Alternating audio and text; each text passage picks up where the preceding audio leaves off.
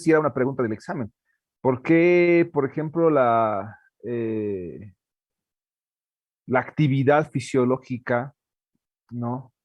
El equilibrio osmótico está en relación, por ejemplo, al proceso respiratorio, cómo el proceso respiratorio es parte de un equilibrio osmótico. Y decíamos, no solamente por el intercambio de gases, sino porque hay un proceso de oxidación y eliminación de sustancias nocivas en este proceso, ¿no?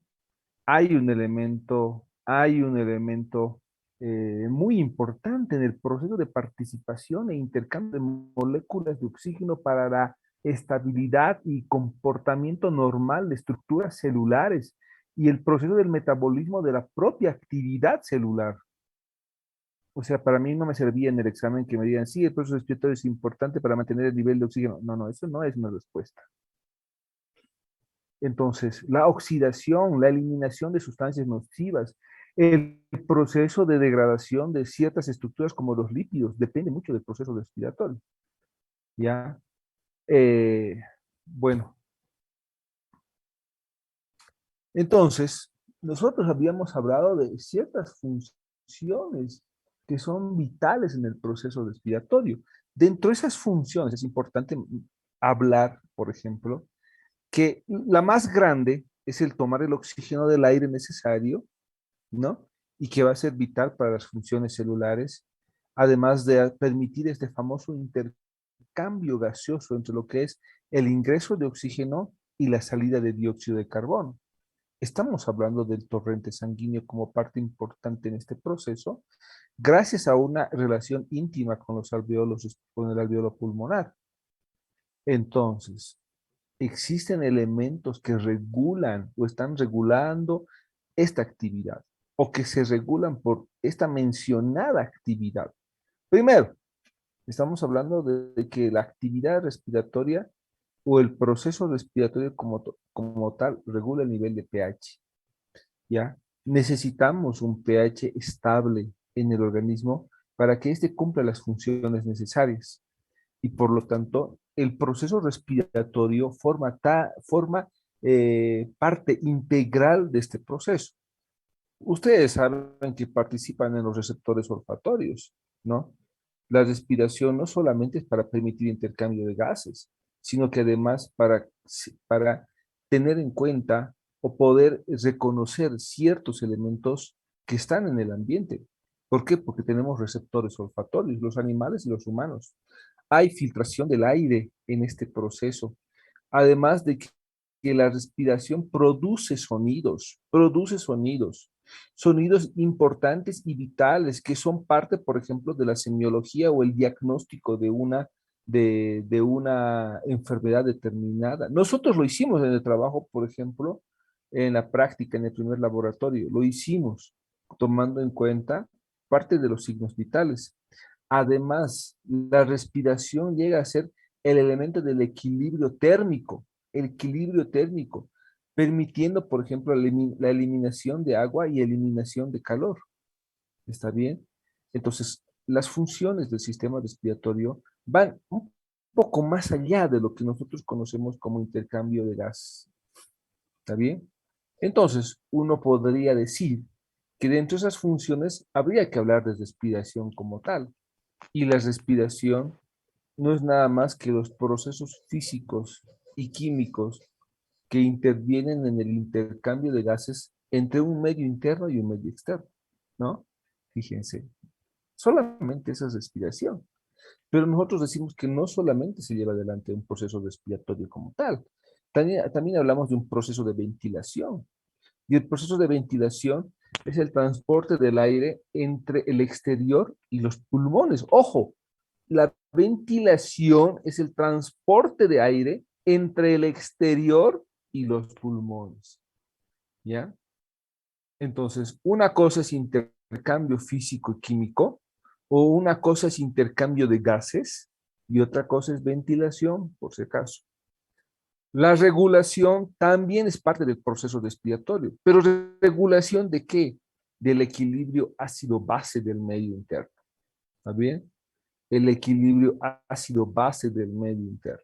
Fíjense, muchos de los elementos, usted, en el mismo proceso del COVID, ¿no? Muchas personas han tenido que llegar a tener eh, un soporte de oxígeno, justamente para permitir que tus células tengan un equilibrio y empiecen a luchar contra agentes infecciosos.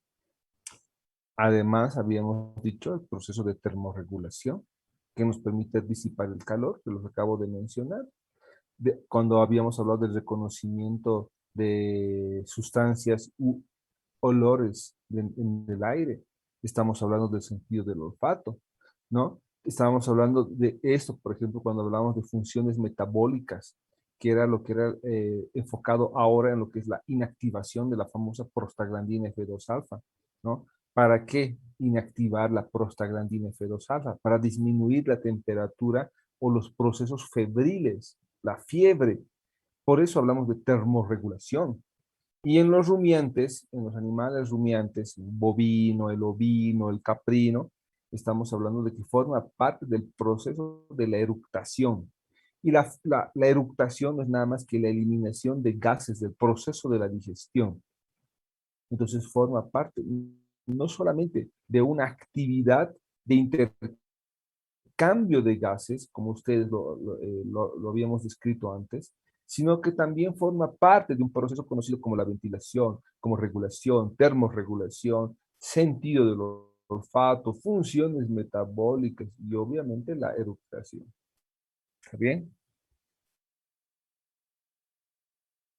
Nosotros lo vimos esto cuando hicimos la práctica, pero habíamos hecho el trabajo en perros, ¿no?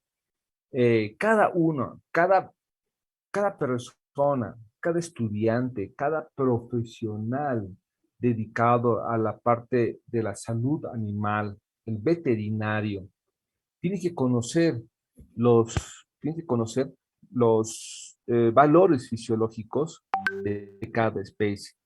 Uno de esos valores fisiológicos es pues la frecuencia respiratoria.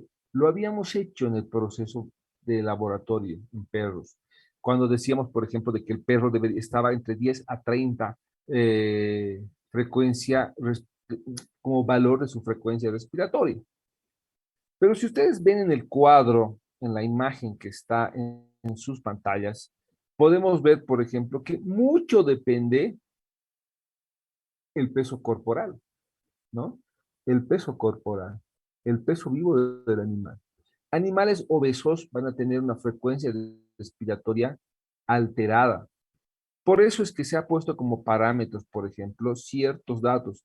Miren en el caso de perros, y eso que estábamos hablando de perros pesados, o sea, un perro de 22 kilos, estamos hablando de un perro, un pastor alemán, ¿no? Con una frecuencia respiratoria de 24 promedio. Pero seguimos diciendo de que el rango, o perdón, que este valor está dentro del rango, porque nuestros valores referenciales eran de 10 a 30. Y pueden apreciar ustedes que mientras más pequeña la especie, mayor parecería que es, ¿no? La frecuencia respiratoria, ¿no? Y fíjense, por ejemplo, con el caso del ratón, que estamos hablando con un individuo de 30 gramos, ¿no? Con una frecuencia respiratoria de 120 movimientos respiratorios por minuto. Entonces, estos valores es importante para que el veterinario se oriente de acuerdo a la especie con la que va a trabajar. Este es un punto de referencia para saber si la conducta respiratoria o la frecuencia o el valor respiratorio que uno está tomando está dentro del parámetro aceptable. ¿Está bien? Pueden haber variaciones, correcto. La edad, el estado de salud, el peso del animal, el factor racial, el medio donde vive, el tipo de manejo que se le hizo previo a la muestra. Pero pues esos valores tienen que ser tomados en cuenta por el veterinario para saber si eso está afectando o que si ese valor que tú estás tomando en este momento está siendo influenciado, ¿no? Por ciertos elementos tanto internos como externos del animal. Para poder decir si ese valor es un proceso indicador de una alteración de la fisiología entrando a un proceso patológico o no. Entonces no podemos asegurar que una pequeña desviación del proceso respiratorio esté asociada a una patología, sin haber tomado en cuenta antes los factores intrínsecos y extrínsecos que les acabo de mencionar. ¿Está claro? Entonces es muy importante evaluar al animal con todos los elementos que a él lo rodean. Es así que nosotros podemos, por ejemplo, reconocer parte de la terminología empleada dentro de los procesos respiratorios. Una de esa terminología o términos que hacen referencia a la conducta respiratoria está, por ejemplo, lo que es la hematosis, que es el proceso de intercambio de gases en el cual se toma oxígeno del aire, ¿ya? Del aire alveolar y se elimina el dióxido de carbono de la sangre, ¿ya? Ojo, hematosis. Mientras que ventilación, lo que habíamos dicho hace rato, es el volumen de la distribución de aire que llega a los pulmones. Y esto obviamente viene de un medio externo, ¿no ve? Mientras que la perfusión es la distribución de la sangre a través de los capilares que rodean a los alveolos. Miren, interesante. La distribución de la sangre a través de los capilares que rodean a los alveolos. No se olviden que es muy importante la irrigación sanguínea para el intercambio gaseoso. La difusión llegaría a ser el fenómeno por el cual el oxígeno y el dióxido de carbono pasan a través de la membrana alveolo-capilar, donde los gases difunden de un lugar de mayor presión a otro de menor presión, ¿ya? Estableciéndose un gradiente o diferencia de presión entre los dos. Fíjense, esto, por ejemplo, siempre hablamos de perfusión, siempre hablamos de difusión o de ventilación. Y entonces es importante conocer la terminología para poder entender el proceso fisiológico. Y obviamente la distribución es fácil, ¿no? Todos los alveolos ventilados deben tener su capilar perfundido. Perfundido. ¿Qué quiere decir perfusión? La distribución de sangre a través de capilares que los rodean en los alveolos. Entonces, miren lo importante. Miren 5 términos muy importantes en el proceso respiratorio o en la conducta del sistema respiratorio como tal. ¿Ya? ¿Está bien?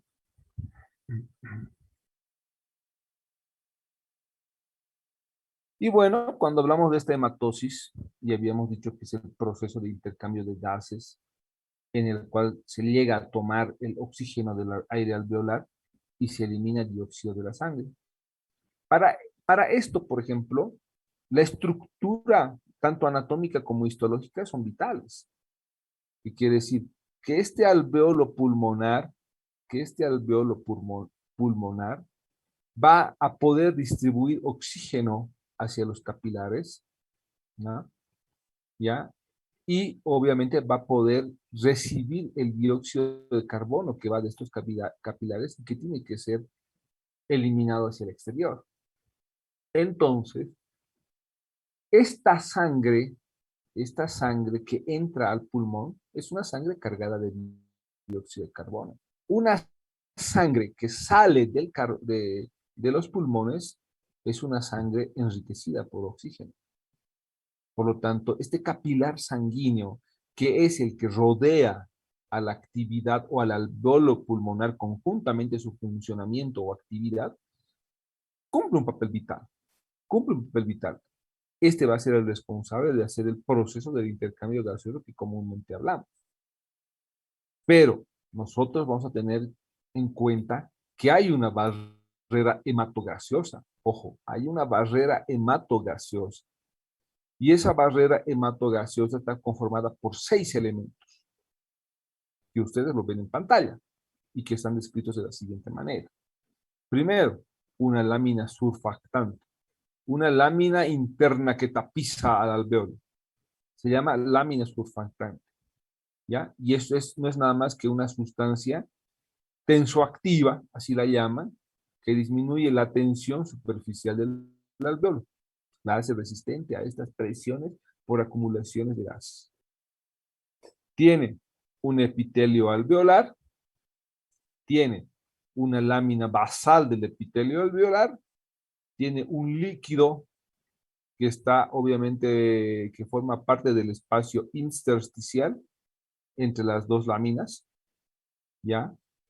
Tiene una lámina basal, que es parte ya de la estructura del capilar sanguíneo, ¿no? Una lámina basal, y obviamente tiene un endotelio capilar.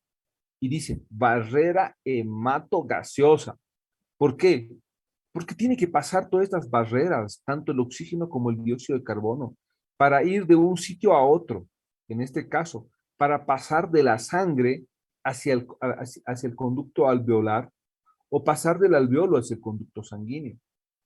Entonces, no es nomás un proceso de simple difusión, sino es un proceso mucho más complejo donde participan estas barreras hematogaseosas.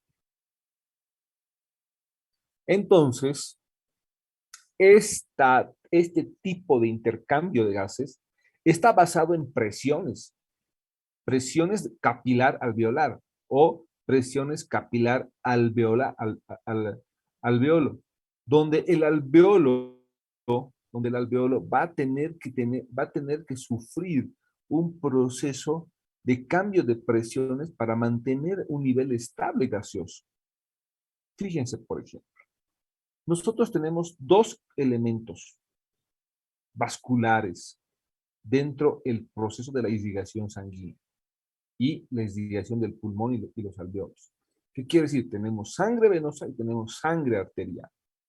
Esta sangre venosa, ¿ya? Esta sangre venosa que va desde el corazón a la arteria pulmonar, desde el corazón a la arteria pulmonar. Y por ejemplo, está cargada con una presión de oxígeno que es igual a 40 y una presión de dióxido de carbono igual a 46. Muy bien. Pero esta sangre que va del corazón mediante, obviamente, hacia los pulmones o hacia los alveolos, mediante la arteria pulmonar, va a llegar al alveolo y en el alveolo va a ocurrir un proceso de intercambio de gases. ¿Qué quiere decir? Que a nivel alveolar, esto se va a modificar, esta presión, permitiendo la salida del dióxido de carbono y aumentando, obviamente, la actividad de oxígeno en el torrente sanguíneo arterial. ¿Por qué? Porque acá vamos a tener, por ejemplo, una presión de oxígeno que es igual a 100 y una presión de dióxido de carbono que va a ser igual a 40. Este cambio de estos niveles o esta presión que había ocurrido en la arteria pulmonar va a tener que ser liberado hacia el torrente sanguíneo, hacia la sangre arterial, para que vaya, obviamente, hacia el corazón a través de este conducto muy íntimo, pegado a lo que es la actividad pulmonar. Entonces, una cosa es lo que llega a pulmón con una presión muy baja de oxígeno y una presión muy alta de dióxido de carbono. Y otra cosa es este equilibrio que haga, por ejemplo, el conducto alveolar o el alveolo para modificar esta presión y favorecer a lo que nosotros queremos, que es oxigenación, aumentando la presión de oxígeno a 100 y disminuyendo la presión de dióxido de carbono a 40. ¿Está bien? Muy bien.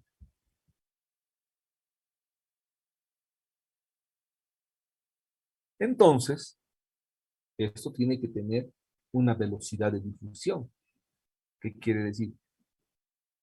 Una velocidad de viaje o de paso de un lugar a otro.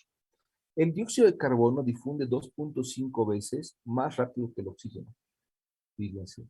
O sea, es más fácil tener niveles altos de dióxido de carbono que niveles altos de oxígeno. Para aquellos que han tenido problemas de COVID en sus familiares, lo deben entender. Cómo uno empieza a saturar muy bajo y cómo se eleva fácilmente el dióxido de carbono. La capacidad de difusión pulmonar no es nada más que la cantidad de un gas que atraviesa la membrana alveolar por minuto por cada milímetro de mercurio de diferencia de presión parcial a ambos lados de la membrana. Fíjense, la capacidad de difusión para el dióxido de carbono, ojo, es 20 veces superior a la del oxígeno, ¿no? ¿Está bien? Si ustedes, por ejemplo, ven este cuadrito que lo he sacado, por ejemplo, de McDonald's, que está en el libro de McDonald's, fíjense, por ejemplo, tenemos el oxígeno y el dióxido de carbono. En el aire alveolar, el oxígeno llega a tener, por ejemplo, una presión de 104 versus 40 de dióxido de carbono.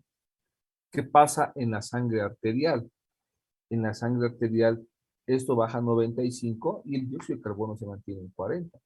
Pero ¿qué pasa en la sangre venosa cuando hablamos de presión en milímetros de mercurio? La sangre venosa, la sangre venosa tiene una baja presión de oxígeno y un alto nivel o un nivel superior, mejor dicho, de dióxido de carbono cuando hablamos de presión, ¿no? Entonces es importante de que el organismo sature correctamente. Y cuando hablamos de saturación, estamos hablando de este parámetro fundamental, de que nuestra sangre arterial, no solamente en los animales, sino en los humanos, esté, por ejemplo, arriba del 90. ¿Está bien? Así debería ser. Pero lastimosamente, por muchos procesos fisiológicos, especialmente que estén afectando a los pulmones, esto se puede caer. Y esa es una etapa a la cual no se debería llegar. Esto es lo normal, por ejemplo, que ocurre en la sangre venosa, ¿no? Pero la sangre arterial debería mantenerse así. No que la sangre arterial caiga a este nivel. ¿Está bien? ¿Se escuchó bien? ¿No hay interrupción por la señal? ¿Se escucha, doctor? Gracias, Loli. Entonces, cuando hablamos de anatomía, y ustedes lo han visto, no le voy a dar mucha énfasis a esto, hay mucha relación en lo que es los humanos con los animales. Muchísima relación. ¿Qué quiere decir? Que hablamos de una cavidad bucal, hablamos de la faringe, la laringe, el esófago, la tráquea, ¿no? La tráquea, los bronquios, los bronquiolos y obviamente los bronquiolos terminales y los bronquios respiratorios para dar con la última porción conocida como alveolo pulmonar, que es la parte más fina, la parte más sencilla, la parte más sencilla pero más compleja que tiene el aparato respiratorio. Estos son los elementos que conforman, por ejemplo, ya a la estructura del aparato respiratorio. Y esto no solamente pasa en los humanos, también tiene la misma característica en los animales, a diferencia de las aves, que eso es un trabajo que yo les voy a dar. Muy bien.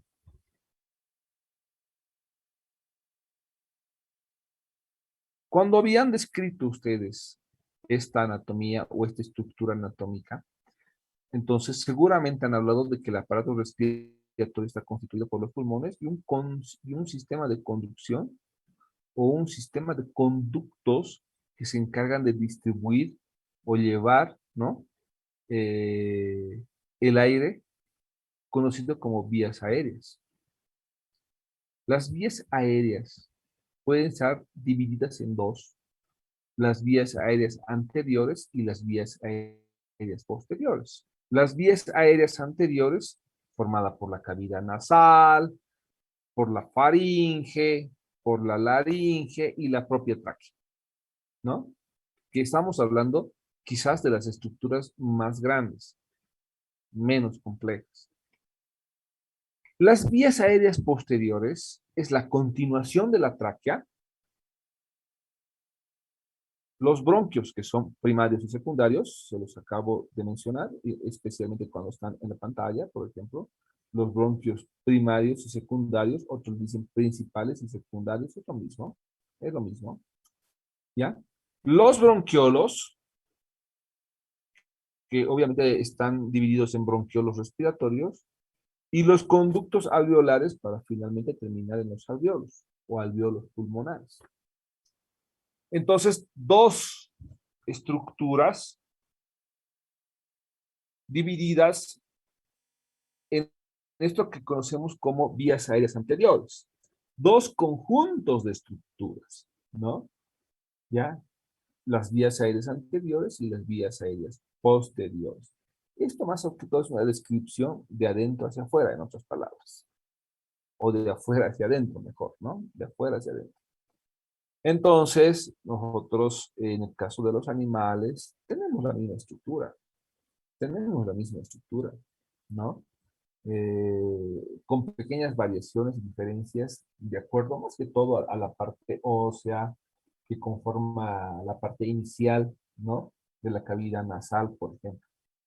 Después, todo tiene la misma función, ¿no? Nosotros entonces, ya sean los perros, ya sean los bovinos, ya sean los equinos, tienen una cavidad nasal, tienen faringe, laringe, tráquea, bronquios, alveolos, pulmones y diafragma como el último elemento, ¿no? ¿Y por qué el diafragma? Porque es parte del proceso del control respiratorio, ¿ya? Los movimientos diafragmáticos ayudan, por ejemplo, a mantener una actividad respiratoria normal. Entonces no podemos evitar hablar del diafragma como tal. Cualquier alteración a nivel del diafragma estaría provocando alteración en los movimientos respiratorios, ¿ya? Dentro de estas vías superiores tenemos, por ejemplo, o anteriores, ¿no? Tenemos, por ejemplo, la laringe y la tráquea. Y obviamente el inicio, por ejemplo, de los bronquios, pero hasta la tráquea. La tráquea está formada por anillos cartilaginosos. Y esto lo ven ustedes en todas las especies. Abiertos dorsalmente, los cuales evitan que la misma estructura colapse. ¿Qué quiere decir? Que esta estructura tiene capacidad de dilatación, tiene capacidad de relajación, ¿ya? Y los extremos están unidos por el músculo lisotraqueal. ¿Está bien? O sea, son anillos abiertos en la región dorsal y con una unión a nivel de los extremos gracias a una actividad muscular que le permiten que, primero, no colapsar. Segundo, dilatarse y formar parte del proceso respiratorio como tal, ¿no? Se adecua a la actividad respiratoria mediante un proceso de dilatación y contracción. ¿Gracias a qué? A una estructura muscular o a un estrato muscular que está protegiendo a la actividad y al funcionamiento de la tráquea. Entonces, si hiciéramos un poquito recordáramos un poquito de lo que ustedes han llevado en anatomía e histología, ¿no? Tenemos un cartílago artenoides, tenemos un cartílago tiroides, ligamento cricotiroideo, cartílago cricoides, ligamentos anulares, cartílagos traqueales, que es lo que acabamos de mencionar, bronquio principal derecho, que ya es parte de la porción terminal, por eso decíamos que la tráquea forma parte de las vías anteriores como también de las vías posteriores, ¿ya? Porque, sí, porque tiene relación con el bronquio principal derecho, ¿ya? Con el bronquio lobar superior derecho, formado por cartílagos bronquiales, por el bronquio lobar medio derecho y el bronquio lobar inferior derecho. Lo mismo pasaría con el lado izquierdo. ¿Está bien? Entonces, además, ya sea para la porción derecha o para la porción izquierda, la tráquea tiene una bifurcación traqueal. Esta bifurcación traqueal nos permite que cada lado, tanto izquierdo como derecho, trabajen en forma independiente. Obviamente con un mismo fin, ¿no? Con un mismo fin. ¿Está bien? Entonces, las vías aéreas posteriores, que llegaría a ser la parte más compleja, desde el punto de vista histológico, tiene una zona conductiva que representa más o menos el 10%. ¿Qué quiere decir?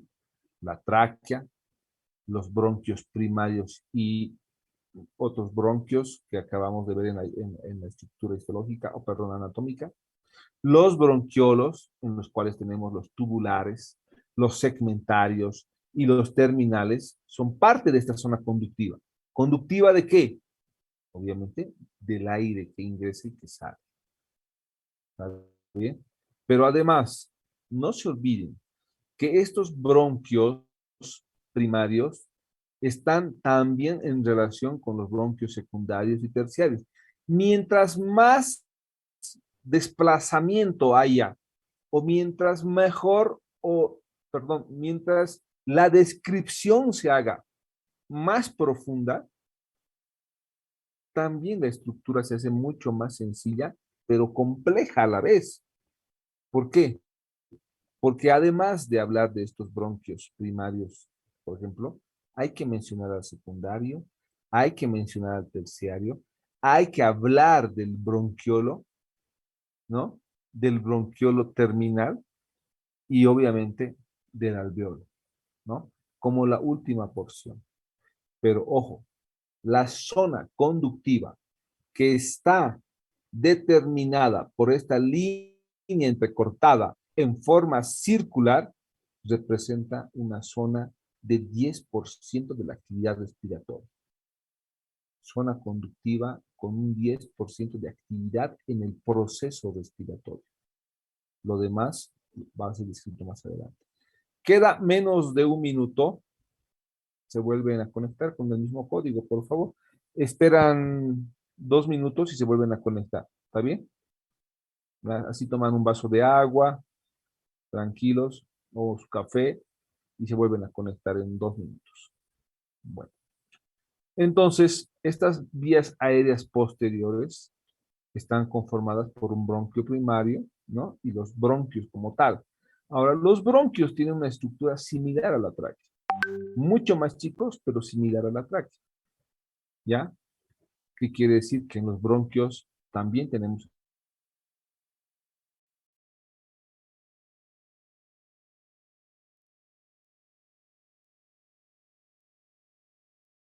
Entonces, les decía, por ejemplo, de que las vías aéreas posteriores, una de las estructuras importantes, porque, bueno, todo es importante.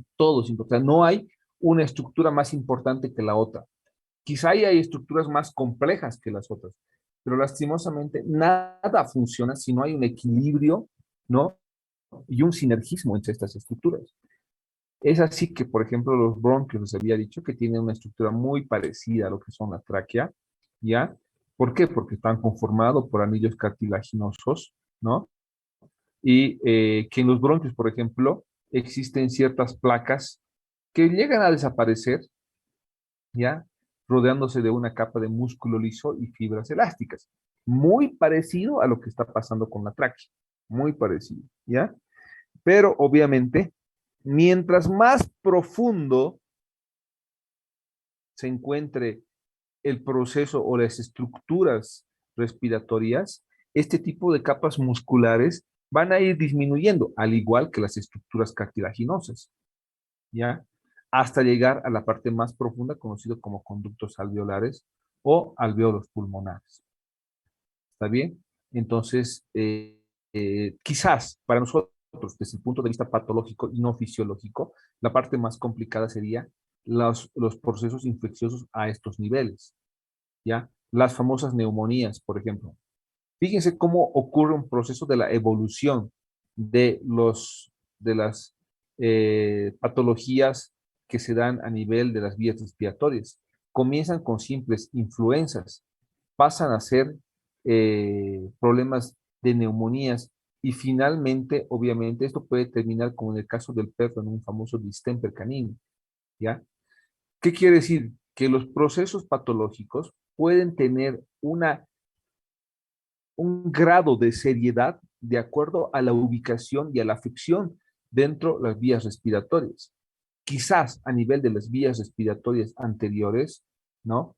sea mucho más fácil de controlar que cuando hablamos de procesos infecciosos que están afectando a las vías aéreas posteriores, que ahí sería más complicado el tratamiento.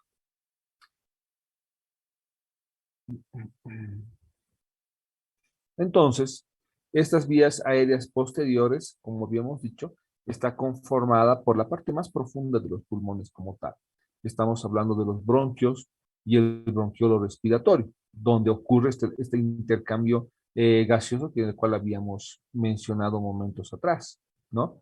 A este proceso, donde tenemos, por ejemplo, un conjunto de alveolos, se conoce con el nombre de saco alveolar, ¿ya? Saco alveolar.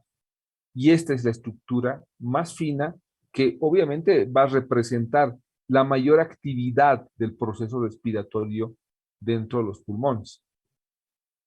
La estructura como tal está conformada, habíamos dicho, no solamente por estos sacos alveolares, sino además está conformada por un proceso de irrigación sanguíneo específico, llamado, por ejemplo, arterias y venas. ¿Ya? Esta arteria pulmonar o la sangre, por ejemplo, que va desde el corazón, tiene un equilibrio en el proceso, por ejemplo, o forma parte del equilibrio del proceso del intercambio gasoso. Este dióxido de carbono, ¿no? Y oxígeno, que tiene que tener una presión determinada en la estructura o en el organismo del animal, gracias a este intercambio en este tipo de estructura, va a mantener un nivel saludable y un nivel de conducta celular estable, manteniendo un equilibrio osmótico deseado. Por lo tanto, el dióxido de carbono debería estar dentro de los niveles adecuados para no tener procesos patológicos que primero comienzan con una cianosis y pueden terminar en un proceso llamado alcalosis, ¿ya? Entonces, necesitamos que estas estructuras trabajen en forma conjunta. A eso se llama sinergismo. Estas vías aéreas posteriores, ¿no? Tienen, por ejemplo, habíamos visto una zona de difusión con un 10% de actividad. Ahora tenemos otras zonas llamadas zona de transición en la cual tenemos bronquiolos, ya sean los primarios, secundarios y terciarios, y los conductos alveolares como tal, con una actividad del 30%.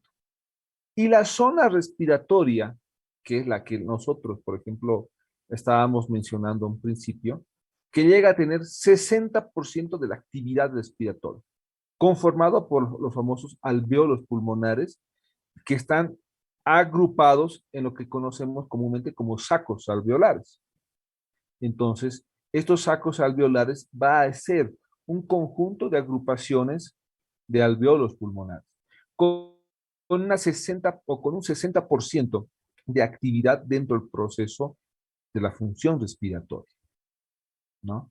Por eso les decía, mientras más profundo, mientras más fino, uno creería que la función es menor, pero la función es mayor en el proceso respiratorio. ¿Está bien?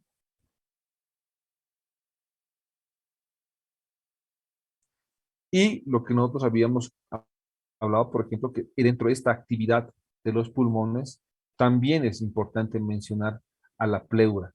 Y la pleura está dividida en dos porciones, de acuerdo a su ubicación, ¿no? Primero, una pleura visceral, la que está pegada hacia los pulmones, y una pleura parietal, la que está reforzando la cavidad torácica como tal. Esto nos va a permitir mantener un movimiento y un equilibrio del proceso respiratorio como tal. Este, esta estructura va a formar parte de lo que nosotros conocemos como tórax, donde el tórax va a estar representado no solamente por estructuras anatómicas enfocadas en lo que es el pulmón, sino también está representado por una estructura ósea conformada por obviamente, las costillas y una estructura muscular que rodea estas costillas o que están involucradas con las costillas, llamada músculo intercostal. Tanto las costillas, el músculo intercostal y el diafragma, asociada a estas dos estructuras que acabo de mencionarles, la pleura visceral, ¿no? o la pleura parietal son los responsables de mantener un equilibrio dentro del movimiento torácico. Movimiento torácico que va a controlar el ingreso y salida de oxígeno o el intercambio de gases. ¿Está bien? Es importante mencionar que aparte de este movimiento, esto tiene que estar coordinado con la actividad cardíaca, para que la actividad cardíaca pueda distribuir ese ingreso de oxígeno hacia, obviamente, todo el organismo que lo necesite. Entonces, fíjense que el esquema del tórax o el proceso de conformación anatómico torácico respiratorio es muy importante, ¿ya? No solamente es un elemento de protección para la cavidad o para la actividad pulmonar y cardíaca, sino es un elemento de regulación, de equilibrio dentro de los procesos respiratorios. Por eso está muy asociado la actividad respiratoria con la actividad cardíaca, por esta no solamente ubicación estratégica, sino porque conjuntamente van a permitir un equilibrio gaseoso. Ahora, este movimiento respiratorio en el cual están relacionados y en el cual participan estos elementos que les había mencionado, se expresan en dos movimientos, uno llamado la inspiración y otro llamada la expiración o expiración, como quieran. Durante la inspiración, el diafragma baja, y los músculos, ojo, los músculos intercostales externos tiran de las costillas expandiendo la caja torácica, ¿no? Y uno lo puede identificar en su propio movimiento. Por lo tanto, aquí se va a crear una presión negativa dentro de la cavidad torácica. ¿No ve? Inspiración. Pero durante la expiración se relaja el diafragma y los músculos intercostales, ¿ya? Y como obviamente existe una presión positiva, el aire sale, ¿ya? El aire sale. ¿Está bien? Inspiración y expiración. ¿Está bien? Esos son los movimientos respiratorios en el cual participan estos elementos. ¿Para qué? Para favorecer el ingreso, el ingreso de aire cargada de oxígeno y la salida de aire cargada de dióxido de carbono. ¿Ya? Entonces tenemos una presión negativa y una presión positiva en el proceso respiratorio.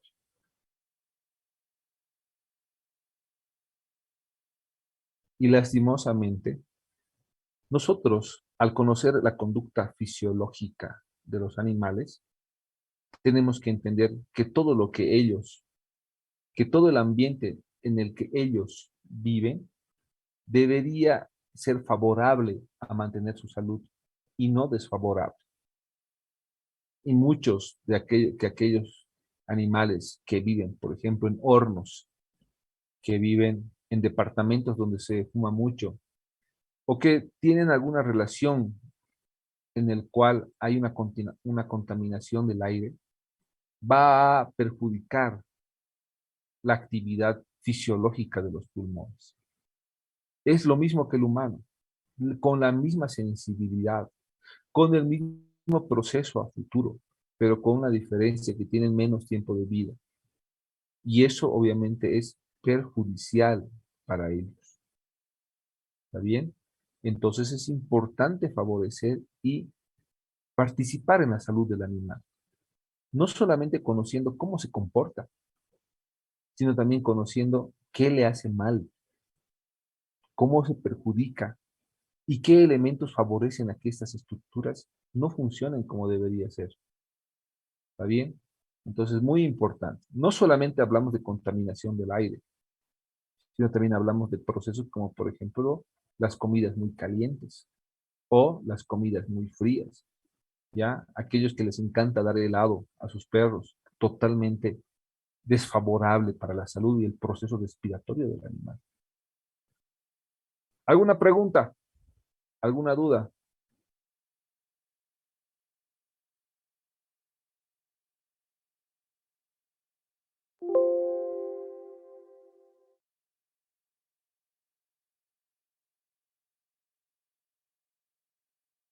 ¿Todo claro?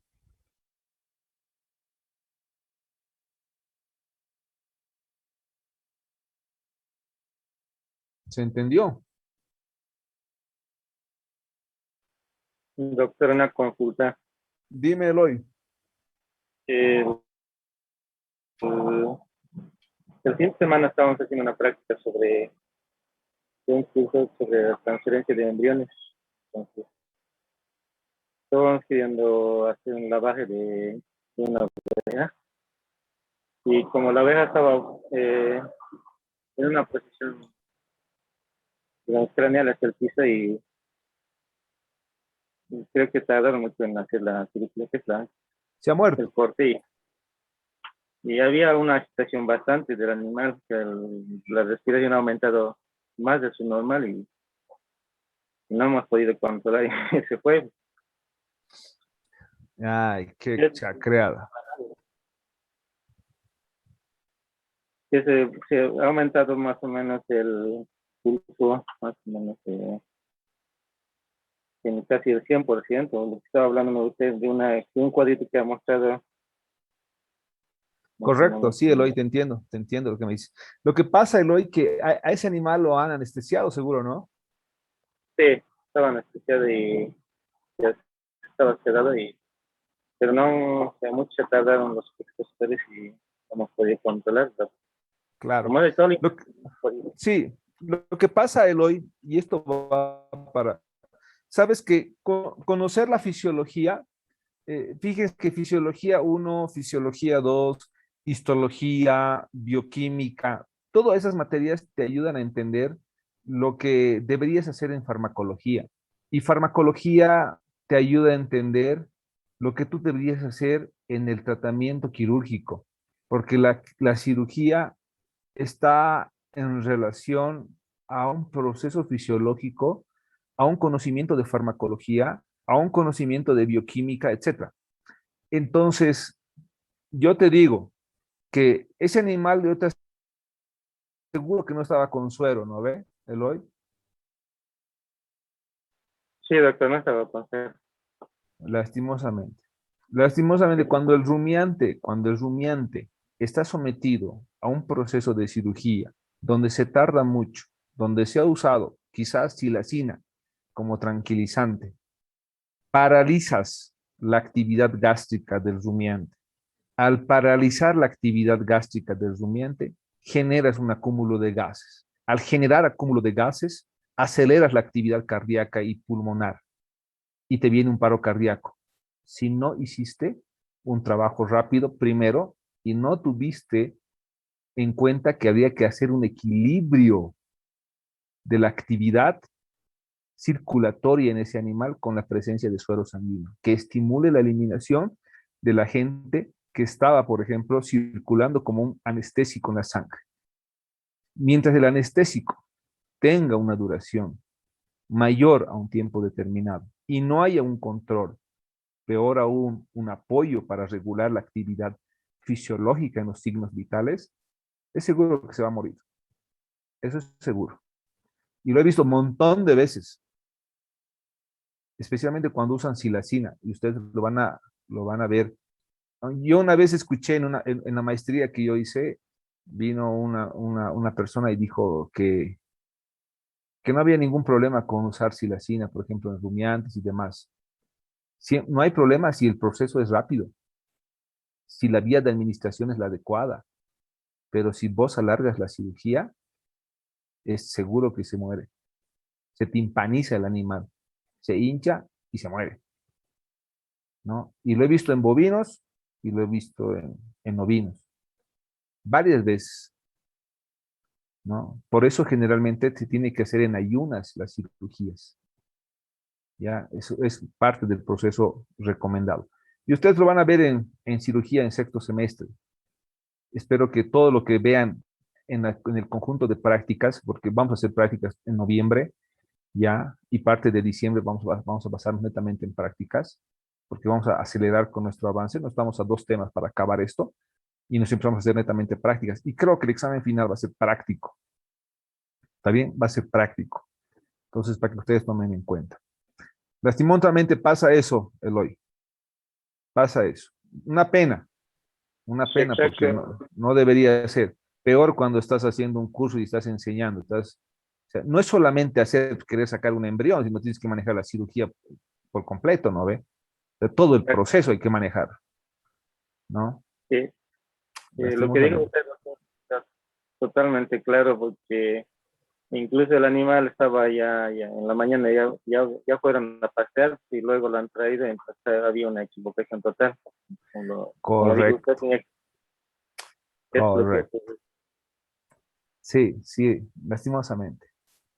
Qué macana, una pena, hermano. Pero eso les sirve a ustedes. Lastimosamente no debería ser, pero les sirve a ustedes para no cometer los errores a futuro. Yo siempre digo, es mejor equivocarse de estudiante y no equivocarse de sí, profesional. De profesional te equivocas y tienes problemas serios. De estudiantes te sirve como parte de tu experiencia y tu formación, lastimosamente, ¿no? Algunos diríamos, pucha, algo que no me gusta hablar, pero dicen muchos, echando a perder se aprende y no, no es correcto, ¿no? No es correcto. Hay cosas que no, cuando se juega con la vida de un animal no es correcto. Pero, pero bueno, ni modo, ¿qué vamos a hacer? Eso ya está hecho. ¿Qué más? ¿Alguien más tiene alguna duda, alguna pregunta?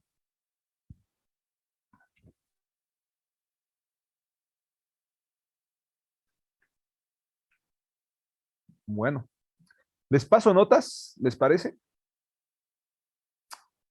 Muy bien. Yo voy a dictar, voy a dar el nombre y ustedes me dicen si están en sala. Y si no está en sala, no le paso la nota. Si sola está en sala, le paso. ¿Está bien? Ah, Poma Patricia está en sala. Y así va a ser mi control de asistencia aparte. Poma Patricia no está. Bueno, muy bien. No está en clase. Eso más de paso.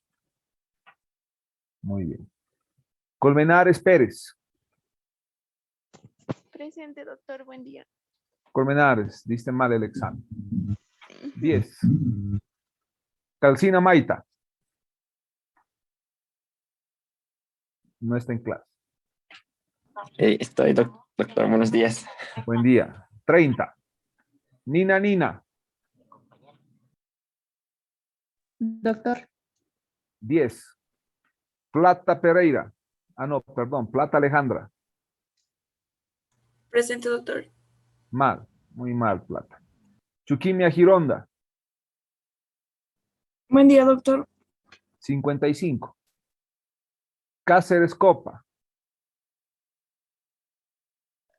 presente, doctor. Muy mal, Cáceres. Muy mal. Cáceres Copa Adriana. Ya, yo presente, doctor. Ya, De Cáceres Cáceres, Copa. Patricia, doctor. Sí, yo no sé qué les ha pasado a ustedes dos. Cáceres Copa Patricia, nada, nada el examen. Y Cáceres Copa Adriana, 20. Yana Villegas, Presente, doctor. igual, nada, muy mal. Espinosa Miranda, Presente, doctor. 10. Álvarez Quispe, Presente, doctor. 5. Quispe Carvajal, Presente, doctor. 35. Alaca Alegría, Presente, doctor. 30. Mamani, Presente, doctor. mal, muy mal. Heredia Vanessa,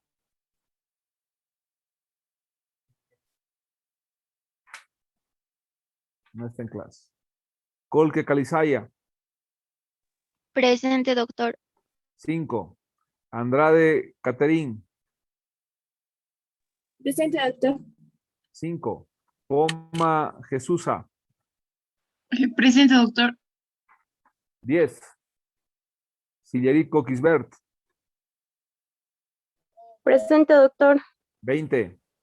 Castro Carla,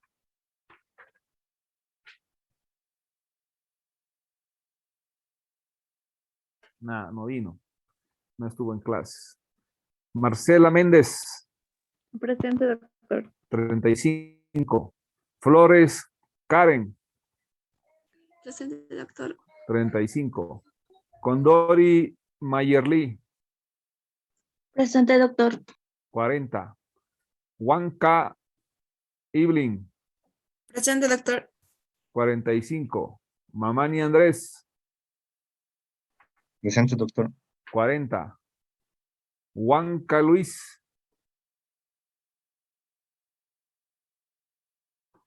no está en clases. Ramírez Eloy, Presente, doctor. 60. Choques Denka, Presente, doctor. 30. Gracias, doctor. Guarachi Iván, Presente, doctor. 10. Ali Rubén, Presente, doctor. 5. Gutiérrez Calizaya Deina,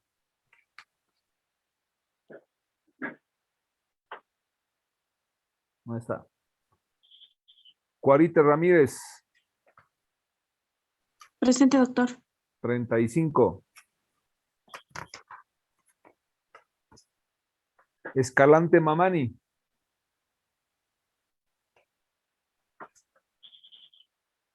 no está en clase. Tapia Omar, no está en clase. Quilla Mercado, Presente, doctor. 30. Mancilla Tarqui, Presente, doctor. 10. Bueno Valverde, Doctor. 30. Grux, 70. Aquise Andrea, Presente, doctor. 25. Luque Johan,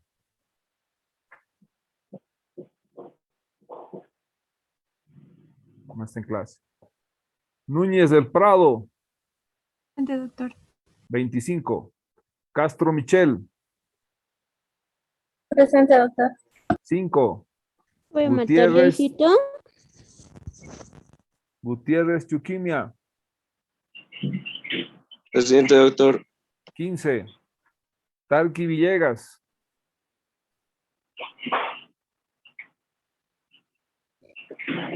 'no está en clase. Arano Coronel, 'no está en clase. Contreras Tarqui, Presente, doctor. 10. Y bueno, quiero hacer una mención especial. Carranza Samara, Doctor. ¿dónde está Carranza Samara? Bien. 100. Sí. Felicidades, Carranza Samara. Gracias, doctor. Yo no entiendo, no puedo entender una nota de 100 y unas notas de 0, o notas de 5, notas de 10. Algo está pasando. Sí, no sé, creo que son 4 aprobados, creo que es Grux, que igual, felicidades, creo que es Eloy, y no me acuerdo alguien más por ahí. Pero si no se esmeran, no importa, 5 van a aprobar, lastimosamente. Ya, por favor, échenle ganas a la asignatura. Se van a perjudicar para materias de más arriba. ¿Está bien? No es imposible. Si ustedes, o bueno, yo les diría que con un 5 o con un 10, ya la tienes perdida la materia. Pero si ustedes demuestran en su segundo parcial que pueden mejorar y que pueden tener todavía una posibilidad de aprobar con una buena nota en el segundo parcial, yo les ayudo. Pero si ustedes no mejoran esa nota, lastimosamente se quedan. Ya es así la universidad pública. Lastimosamente es complicado. Ya, si mantendríamos las notas y los y los, las relaciones porcentuales, pucha, con un 10 es casi imposible, peor con un 0, ¿no? Entonces, ya dependería de ustedes. Cumplan con el examen después de Todos Santos. En Todos Santos no van a dar examen, obviamente, es feriado. Tienen para reflexionar y para estudiar. Les voy a pasar el material y nos vemos en el examen posterior a la semana de feriado. ¿Está bien? ¿Alguna duda? ¿Alguna pregunta?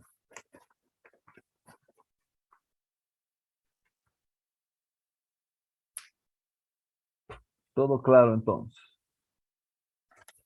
Bueno, cualquier consulta me la hacen conocer, por favor. No sé cómo les va con la auxiliar. Yo creo que se están organizando. Sé que está formando parte de un frente para selecciones. Quizás ha estado con algunas cosillas. Es normal cuando entran en campaña, pero cualquier cosita que ustedes tengan alguna consulta, pásenme por favor al grupo de WhatsApp. Lo podemos analizar. Les voy a pasar con tiempo, por ejemplo, lo que vamos a necesitar para nuestra práctica. No lo hice porque quería ver esto de los tiempos y se nos cruza con algunas cosas. No se olviden que viene elecciones para decanato, entonces también hay que tratar de aprovechar el espacio que nos den para poder pasar nuestra clase y que no nos perjudiquemos y hagamos la práctica. Entonces, son pues épocas de elecciones y eso a veces perjudica un poquito, pero lastimosamente se dan y es normal que ocurra esto. Lo que sí vamos a tratar es de que nosotros podamos acabar nuestro avance como queremos, ¿ya? Y empezar a hacer las prácticas. Y yo creo que sí, nos da, nos da. Bueno, no sé si tiene alguna duda, algo que comentar.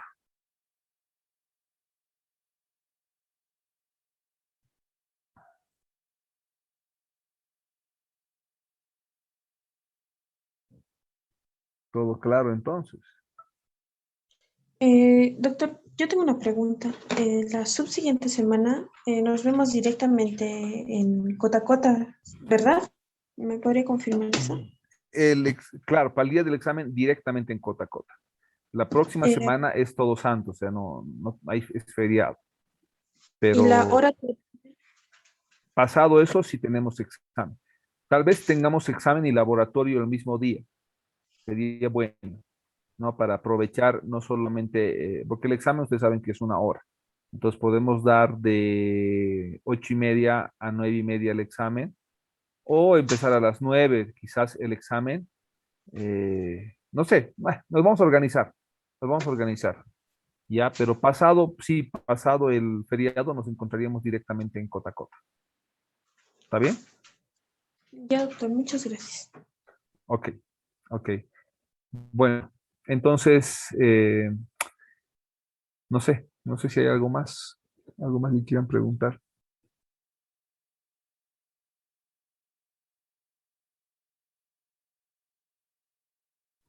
Sí, es todo lo avanzado, el segundo parcial, por si acaso. Lo del primero, más los últimos, los temas, hasta el tema que hoy día hemos llevado. Hasta el tema que hoy día hemos llevado. ¿Ya? Porque no nos va a dar para llevar otro tema más la próxima semana. O sea, no nos da. O sea, entrarían todo lo que es circulatorio, endocrinología, introducción a la fisiología y obviamente respiratorio. Tenemos 4 temas de endocrinología, un tema de introducción, un tema de circulatorio y el tema de respiratorio. Entonces hablamos de 7 temas, por favor. ¿Ya? ¿Está bien?